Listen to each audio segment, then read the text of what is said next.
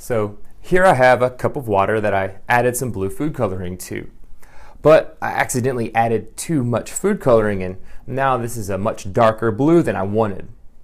So here's a question. What could I do to make this a lighter shade of blue? Take a minute, discuss that with your classmates, and I'll be back to talk about the answer.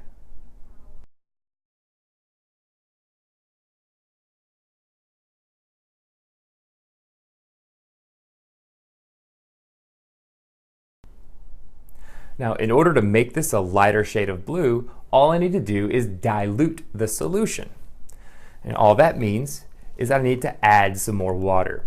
So if I take a little bit of this dark blue and pour it into this cup, and then dilute the solution by adding more water, you can see that I'll get a lighter shade of blue. So by diluting the solution, by adding more water, I was able to lighten the color by just spreading it out in more water. So I'm sure this is something that you and your classmates came up with. Keep up the great work. I'll see you next time.